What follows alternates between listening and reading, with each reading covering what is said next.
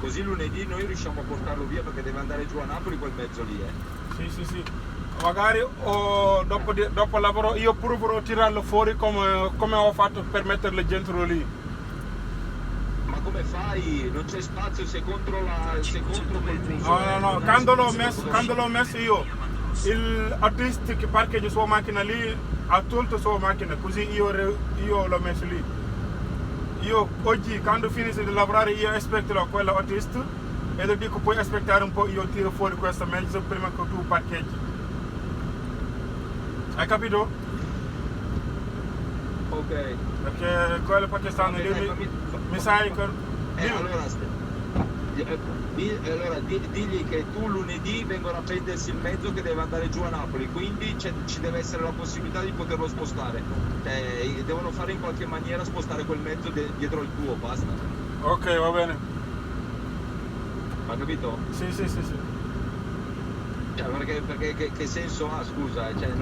Non parte e non vai. Allora a me serve il mezzo e io non posso muoverlo perché ce l'hai dietro al mio. E in qualche maniera fai. Sì. Va bene, dai. Ok, ciao. Buona continuazione, buon lavoro. Ciao, sei arrivata la busta? Sì, ho arrivato, sì, l'ho visto, sì. Grazie. Ok. Ciao. Va bene. Ciao.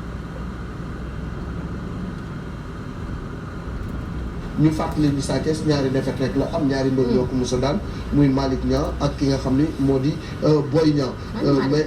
Malick Niang bàyyi na daanaka maa ngi ko gisoon ci MMA bi parce que dafa toog di yàgg gars yi nanguwuñ ko jël donc boo xoolee moom daan na ñu mel ni Siteu daan na Ness daan na Moussa Ndoye daan na Reug Reug daan na Tonnerre daan na Lac Rose donc am na palmarès bu extraordinaire moom Sa Thiès mais combat la bu nga xam ne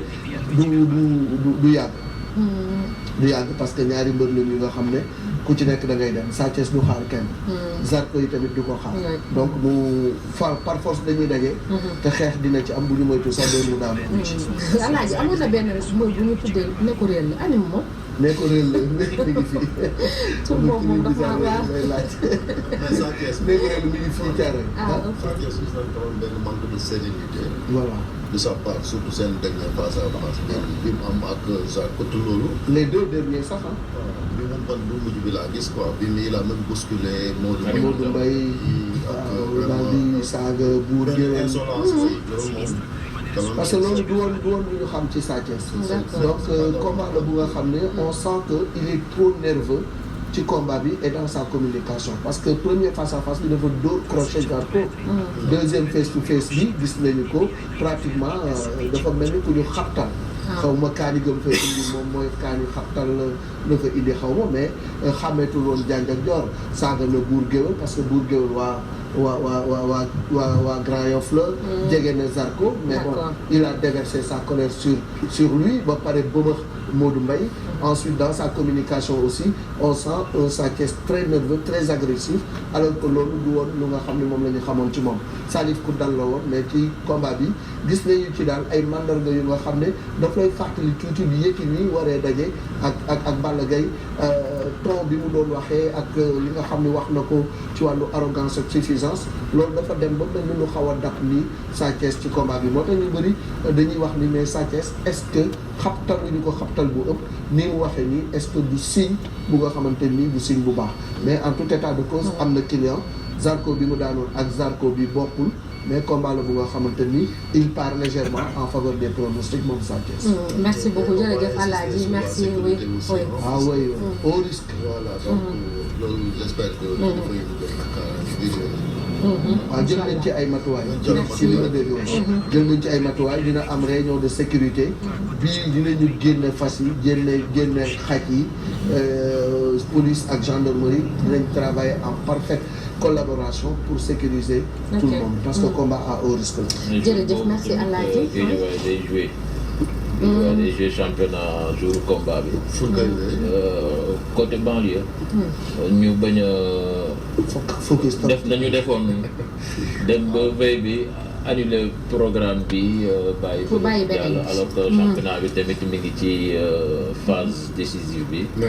Guédiawaye daf ci ñoom seen sac opérationnel kon fu ñu war a mën a football ñoom duñu recevoir waaw bëri na banlieue bëri na stade ñu koy football. sëñ Cheikh merci beaucoup apparemment sëñ Cheikh yow da ngay tàggatoo de n'est-ce pas. Assane moom mooy toog yow nga tàggatoo kon bon week-end sëñ Cheikh ba altine gàmm incha allah incha allah merci j'espère que week-end bi Chérif di la fi indi. bañal ñu jàll ci jàngat bi.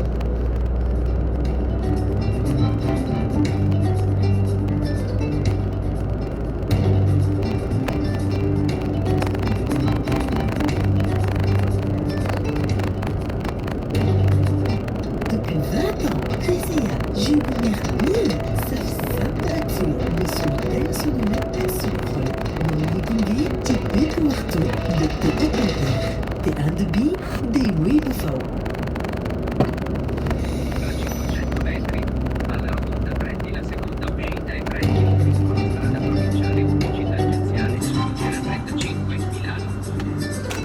Un grand merci à Presseya mi ñuy gunge itam ci jàngat bi bu leen fàtte si kanam dinañ ànd ak Cheikh Abdoul Ahad Ndiaye député Pastef la ñu egsi ci jàngat bi ak Amadou Mokhtar Anne nekk enseignant chercheur en sciences politiques ñu ngi lay nuyu di la ziar di la dalal jàmm monsieur Anne. maa ngi leen di fay di leen sant aussi di leen remercier ci invitation bi. merci beaucoup alors jàngat bi tey ci wàllum politique la ñu bëgg a taxaw ci kenn koo xam ne li ñu koy dégg yëpp fan yi bëri na muy Thierno Alassane Sall ci ay dossiers yu bëri rawatina ci wàllum koom il pose le débat ak ñi nga xam ne ñoo jiite réew mi jamono ji ba tax ñenn ñi sax xaw a samp laaj parce que dañoo gis ni ñu bëri ñu daan gis ci espace politique bi dafa mel ni comme si dañ koo xaw a déserté wala dafa am leneen lu xew bien vrai que ancien ñi bokkoon ci ancien régime bi am nañu nekk ba tey ci kanam di poser ay débat mais ndax est-ce que mën nañu jàpp fi ñu toll nii Thierno Alassane Sall ci instant bii nii moom mooy chef de l'opposition wala c'est juste un contexte. waaw mais c'est une question vraiment pertinente je pense que avant ñu ciy répondre mën nañu def benn effort sémantique. déjà am na nuance bu ndaw entre chef de l'opposition ak leader de l'opposition Sénégal dañ ciy wax lu bëri boo leen koy seetlu je pense que nuance boobu équivoque boobu boo ko relever d'abord xam naa di nga mën a toll ci question bi d'abord chef de l'opposition c'est en général plus formel qui est accompagné d'un cadre légal boo demee yenn dëkk yi surtout de tradition anglo-saxonne constitution bi wala am na ay textes yoo xam ni ñoom ñoo koy régir day dépendre aussi parfois ci résultats yi nga am ci élection bi li nga posé cas bu ndaw rek ma def digression là bu doon au Sénégal avec Amadou Ba en ce moment dégguñu ko mais résultats yi mu joxoon amul yooyu noonu peut-être dialogue politique bi ñu defoon et tout modalité yi bu ñu ñëwoon dañ ne ah yow kat résultat bi yow yaa toppoon ci comment dirais-je le président Diomaye donc bu ñu ko constitutionnaliser wala ñu def ko mu formel dina nekk chef de l'opposition ça en général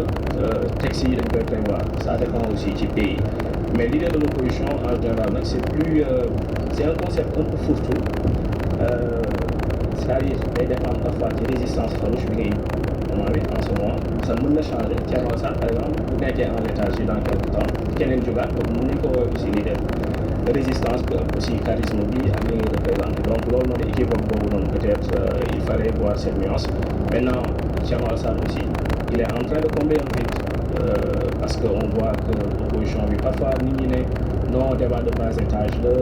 ñuy wax ci saabu première dame bi mais c'est de bonne guerre en politique moom amul arme parfois conventionnelle on peut comprendre sur le plan réaliste mais aussi défi yi xaar Sénégal en ce moment c'est pour vraiment exister indi yenn questions yi sur le plan économique sur le plan même international et géopolitique parce qu'il y a maintenant une imbrication entre le local et l'international et Thierno est en train quand même de jouer ce rôle voilà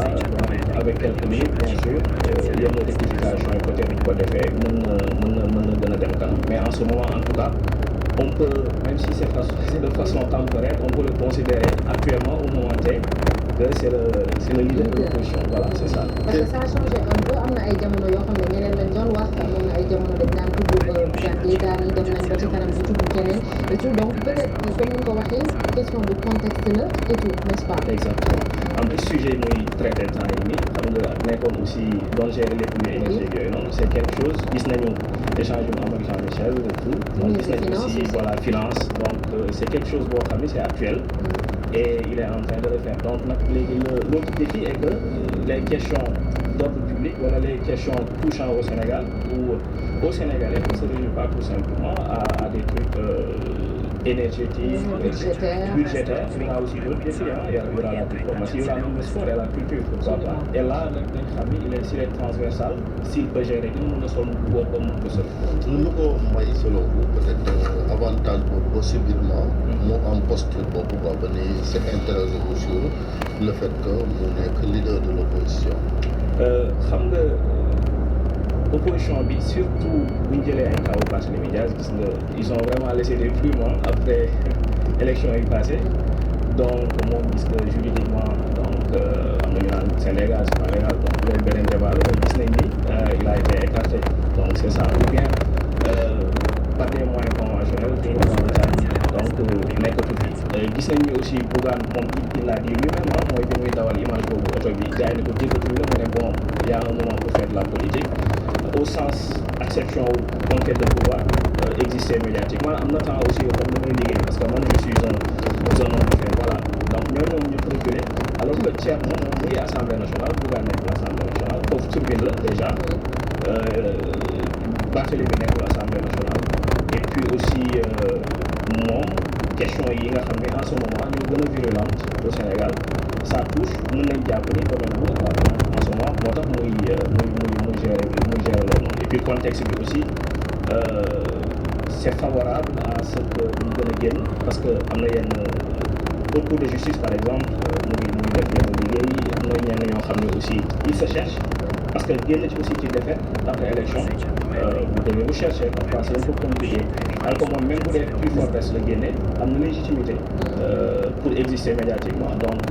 c'est tout à fait naturel moom toog ci télé bi wala occuper espace médiatique. Est-ce que aussi ñi nga xam ne ñoom ñoo fi nekkoon peut-être ni ñu amee ni ñu nërmeeloo ci élection yi passé moom moo tax ba xaj na moom muy gën a feeñ contrairement à ñoom ndax gis nañu de l'autre côté aussi APR gis nañu ay ñoom Pape Malick Ndour ak ñoom Amidou Anne ñu ngi poser peut-être les mêmes débats que lui mais apparemment nit ñi moom la ñu gën a déglu ndax stratégie bi elle est payante ou impression lañ am wala lan. Pour l'instant c'est payant mais bu ñu fàtte tribune yi ñoom yan tribune la ñu utiliser ci assemblée nationale la nekk donc exposition boobu day am plus de légitimité aussi même si je suis pas en train de minimiser Pape Malick le fait mu teelu ANSD et tout donc c'est un fonctionnaire de l'État tous ces postes-là se valent on comprend ñoom ñëpp mais kii légitimité bi mu am aussi moom mooy représentant c'est un élu et puis régulièrement aussi surtout temps yi avec on voit le premier ministre yi ñëw mooy question au gouvernement yi et tout donc même si est passé boycotté na ko mais am na occasion quand même bu ñeneen ñi am c'est-à-dire c'est comme image ma lay jox moom doon invité tout le temps télé alors que doon invité ñeneen ñi donc man je suis plus exposé et bu ñu fàtte aussi comme je l'ai dit tout à l'heure il y a aussi d'autres membres de l'opposition qui sont en train de se chercher l'APR en ce moment kenn mënu wax ban ligne nga jël par exemple c'est pas clairement en tête Bougane et les autres aussi mënuñu la wax ban ligne nga jël c'est pas clairement en tête et puis c'est normal aussi ils sont en train de se chercher et puis politique yenn saa yi dëgg la gaaw na mais dafa ànd ak patience Karim Wade aussi par exemple kenn déggatu ko donc Thierno yéen ma gën a xam li ma leen di wax mais trop de communication parfois aussi tue la communication donc il doit de temps en temps parfois peut-être xool yenn questions yi diversifier ko wala de temps en temps aussi bon mu xaw a teggi tànk parfois def recul stratégique comme on le dit pour mieux attaquer mais en tout cas le temps en ce moment est propice pour Thierno Alassane Sall. Est-ce que son parcours n'a pas encore joué maanaam avant ci ba mu nekkee ci président Macky Sall ak ni mu fa génnee ak durant temps bi nga xam ne régime bi passé fu mu foofu est-ce que loolu tamit joué parce que gis nañ ni même avant c'est la même partie bi di passé avant ñuy accéder au pouvoir itam jamono jooju itam dañ ko naan dégg. bien sûr oui loolu joué na mais li gën a joué waat aussi mooy Thierno mën na ko critiquer lu ne mais il est constant constance am déjà mu ngi fi peut-être benn ci critique yi dañ koy wax mooy xam nga un homme politique c'est comme un produit booy vendre n'est-ce pas il y a une expression un peu bon que je tire un peu du milieu du showbiz on dit il faut rendre l'homme politique sexy. Alors que Thierno il est un peu parfois donc mu ci su boobu rigidité bi mais boo ko génnee loolu noonu am na benn qualité boo xam ne constance la même si lu am yenn sport yi tout le temps mu ngi koy lijjanti il faut reste jàll et tout parcours am beneen bi aussi sur le plan technique Thierno n'est pas n'importe qui am na xam-xam donc même ñi nga xam ne ànduñu moom xam nañ parcours am ascendant ak leneen ak leneen milieu étudiant yi aussi mën a def des positionnement ici donc voilà nit la koo xam ne am na yenn conviction yi loolu parcours boobu aussi am na ci mais beneen bi aussi bu ñu fàtte du ma ne dafay utiliser réseau APR mais quand Macky Sall faisait ses tournées ak leneen avant muy falu donc Thierno am na def na maillage territorial donc loolu noonu day joué avantage bi aussi boobu gis nañ ko tamit mooy concernant dossier bii nii muy à Bawol beeg Azer directeur général Azer tout le temps moom chaque fois bu defee benn sortie kooku tam da koy woo pour ñu débattre et tout mais on voit tout le temps que presque daanaka du ko tontu li ñuy tontu mooy xañ na ay kilifa bu ci ñi ko gën a féete kaw comme ministre des finances wala comme premier ministre wala comme président de la république loolu tamit est-ce que stratégie la bu baax la parce que on parle encore de son parcours. C'est ça ici deux visions s'opposent xam nga dëkk tubaab bi foofu am nañu je suis pas en train de minimiser nos valeurs nos acquis démocratiques mais ñooñu aussi am nañ benn culture démocratique bu avancé boo xam ni ça ne gêne pas on a un François Hollande nekkoon président de la République ñu nekkaat député mais ñun am na benn dans notre culture ay mag kenn du ko wax dëgg dama sama rob sama rakk nga sama doom nga limite boobu noonu culturellement yenn saa yi sur le plan sociologique mën na impacter Thierno il va se dire que non du ma wax ak booy bi entre guillemets donc je vais parler à ces leaders alors que dans les autres pays da ngay gis benn koo xam ni cadre jeune la mais il débat avec un premier ministre donc loolu noonu aussi peut-être c'est culturel peut-être aussi maturité démocratique la bu ñu war a kii mais aussi Jean-Michel bon je le connais pas trop mais li may jot a suivre ça peut être aussi risqué de débattre avec lui parce que risqué pour Thierno Alassane Sall. Exactement pour Thierno Alassane Sall. Même si Thierno il est chevronné il peut aussi remporter le débat entre guillemets il peut aussi prendre le dessus mais avec vraiment une préparation parce que Jean-Michel parfois il est même dans ce qu'on appelle une vérité performative c'est-à-dire il vous donne des chiffres il vous donne des faits léegi nag si les chiffres sont erronés et tout c'est un autre débat mais en tout cas il répond avec pertinence donc il y a aussi Ngagne Demba Touré qui répond à Thierno Alassane Sall de temps mais ci réponse boobu ci forme bi bon moi en tant que journaliste comme ce qui s'est passé hier bon moi Thierno def woo na médias yi ñëw les gens lui posent des questions contrairement à Jean-Michel qui est en Afrique du Sud dans comme fu mën a nekk suite hôtel la nekk xaw ma et cetera par rapport ak transparence quand même ci forme bi foofu aussi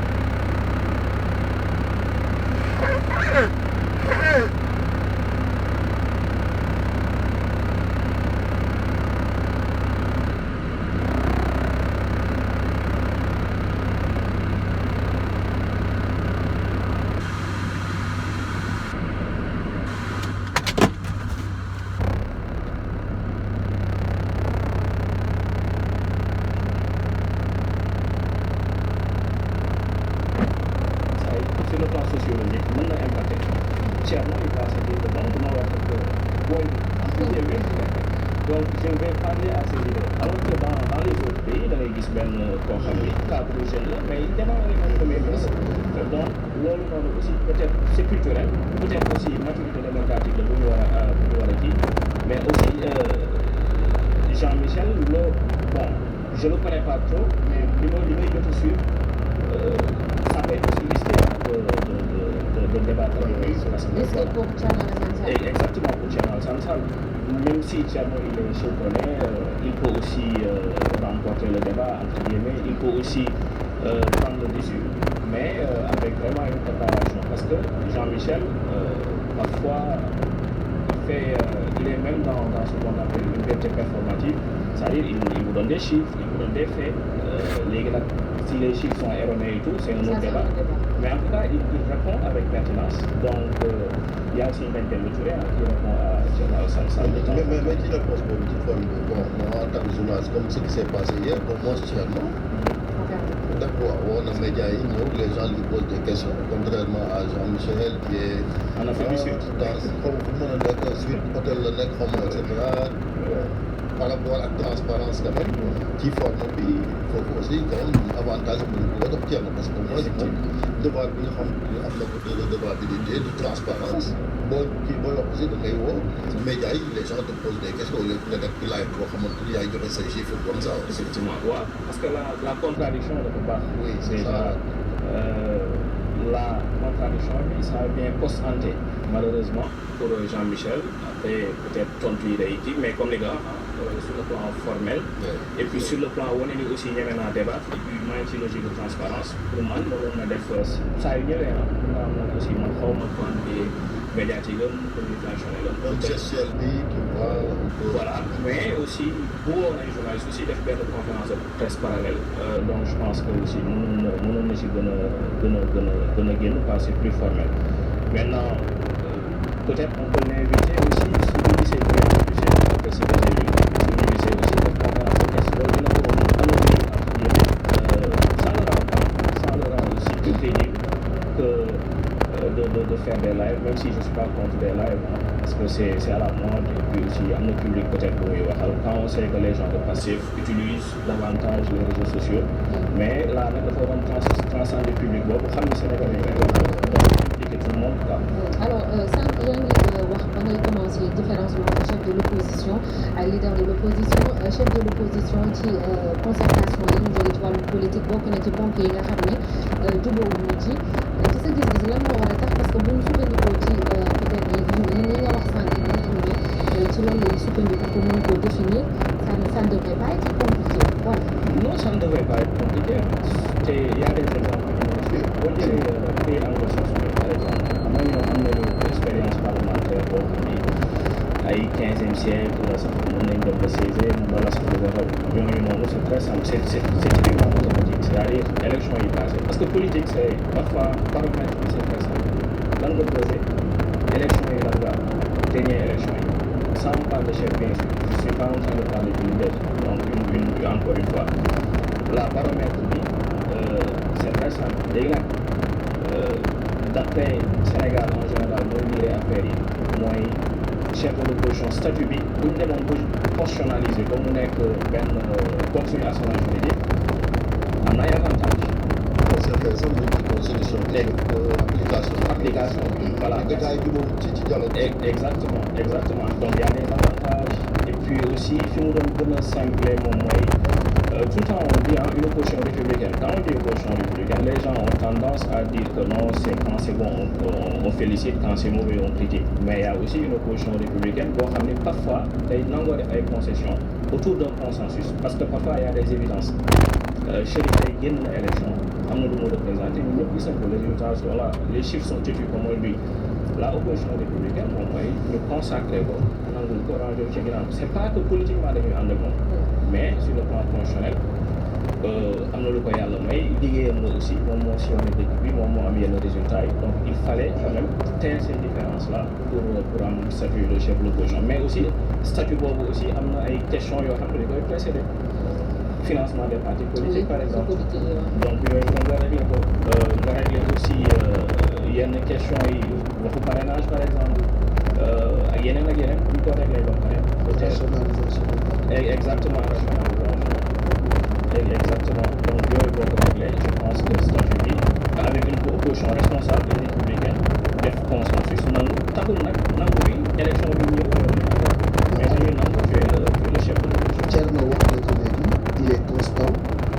on le présente comme un bon député et puis aussi mi ngi def rôle opposant qui posait des questions réelles yi nga xam ne day obligé même le gouvernement à sortir pour apporter des éclairages mais sur le plan gain politique qu'est-ce qu'il y gagne est-ce que ce débat continue peut-être pour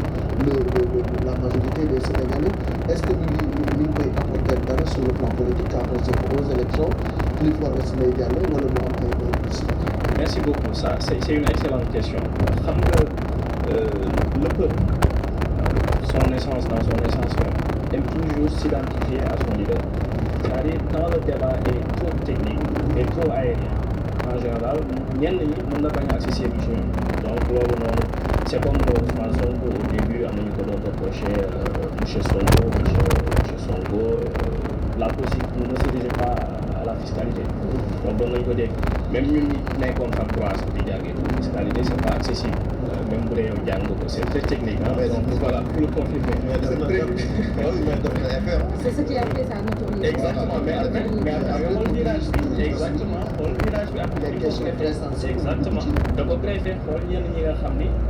mu ngi doon togg am na benn génération boo xam ni il s'identifie à Thomas Sankara par exemple il s'identifie à Mamadou Dia et tout doon xaar leader boo xam ni peut-être dina wax ak ñoom côté panafricain mu greffé yooyu noonu yëpp léegi Thierno nag moom la war a def c'est-à-dire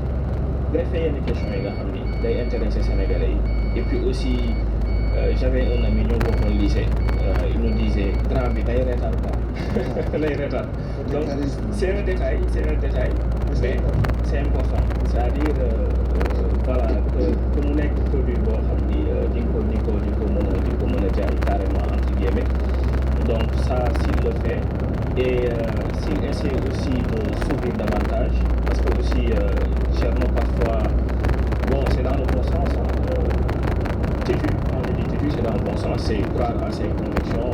persévérer donc loolu noonu dara nekku ci mais parfois aussi il doit s'ouvrir davantage il doit je ne dis pas qu'il doit renier à ses convictions mais voilà yokk parce que politique addition la et puis gën a ouvrir gën a s'il le fait la compétence est là je pense qu'il a un bel avenir. Parce qu'il rappelle les partis de gauche maanaam il est dans une bonne opposition point de vue intellectuel mais appareil parti populairement convaincu mais aussi coalition bu mel et je pense que peut-être il faut mu liggéey si côté exactement c'est vrai parce que suñu papa yi parti gauche yi quand il venait il te parlait du livre de Mao et tout voilà te loolu ba am na parti populaire exactement daal na si ànd ñoom daal dañu bëri intellectuel Sénégal yi ban mais pour ñu accéder au pouvoir c'est très difficile exactement parce que souvent aussi du ñu am assise populaire c'est que Wade avait compris voilà et Senghor aussi voilà donc je pense qu'il y a des exemples yoo xam ne mën na ci jàng donc ak aussi basam les jeunes étudiants yi et tout bon je sais pas trop s'il est très présent dans certains cercles mais gisuma en tout cas yenn présence il a intérêt à le faire voilà des femmes voilà yenn segments yi tey bu ma leen laajoon tey ngeen citer ma 3 femmes yoo xam ne dafa peut-être bokk ci parti bi donc ça peut être un peu compliqué pour génne ko wax ma amul nag mais il faut aussi beaucoup s'ouvrir à tous les segments. Oui, c'est vrai qu'il y a des politiques sans les moyens, de l'argent, des lobbies. Sinon, voilà, da ngay limité wu. Peut-être la dernière question monsieur Anne mooy jamono ji ci kuje gi fii ci Sénégal peut-être à part ñun ñuy génn fenn ñan lañ mën a jàpp ne vraiment ñoom ñooy incarner opposition bi jamono ji tudd nga sànq Amadou Ba ñu ñëwoon deuxième ci élection présidentielle bi mais daanaka kenn dégg du ko ñenn ñi sax ñu wax benn frilosité bu ñu am pour génn et puis on se pose des questions sax ci loolu. Ouais, il y a ça. Parti aussi qui a été sévèrement. C'est ça. Je vais vous surprendre déjà premier opposant nguur gi la déjà gis nañu déjà gis nañ les sorties en interne même si parfois c'est par souci de transparence et puis c'est de bonne guerre mën nañ critiquer sortie Guy Marius Sagna par exemple bu dee nee nga cohérence de bëgg discipline de parti mais ça participe aussi à la revitalisation de la démocratie représentative qui est en ce moment je dirais pas mourant mais qui est en léthargie donc côté boobu noonu dina tax Sénégalais yi intéressé waat à la chose politique je vois que léegi nii di communiqué bi c'était des choses parfois journal aussi yenn saa yi bon ak yeneen ñu ngi intéressé donc loolu noonu baax na démocratie interne donc première opposition entre guillemets loolu opposition la déjà mais beneen bi bon il y a Pape Malick Ndour qui essaie d'exister médiatiquement qui essaie aussi de faire des efforts même si parfois ñu ne le chiffre yi muy indi ak leneen c'est de bonne guerre j'ai vu Bamba comment il s'appelle Bamba qui gère Boas ou quelque chose comme ça Bamba oui c'est ça de passé qui dément ces allégations avec des chiffres ñooñu ñu ngi essayer Thierno Bocoum aussi mu ngi essayer on voit qu'il fait des publications très intéressantes mais aussi appareil bi aussi dafa des parcelle gis nañ résultats yi et tout moom aussi ñoom waroon nañu mën a boole quoi même si après Thierno ay Thierno Bocoum les deux Thierno àndoon nañu mooy mais profil yi mouvement boobu nag dañoo nuroo woon boo seetloo profil yi dañoo nuroo woon nañu donc plus-value bi du am carrément parce que c'est comme le tandem Diomaye Sonko parfois il est un peu chaud qu'il est un peu plus sur le plan tact li ñu naan mat ak leneen profil yi dañuy complémentarité quoi donc mais loolu noonu aussi c'était un petit problème mais je pense que opposition bi en ce moment patience moo war a doon seen allié parce que y a des questions avec le temps parce que y a des questions yu compliquées c'est vrai déficit budgétaire bi ak leneen nawet baa ngi ñëw inondation yi mbay mi exactement la santé voilà xaalis bor yi ñuy lekk voilà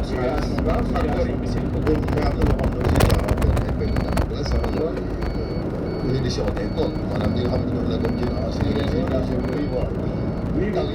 mooy frilosité bi ñu wax voilà il y a tous ces facteurs là donc patience moo mën a doon seen kii bon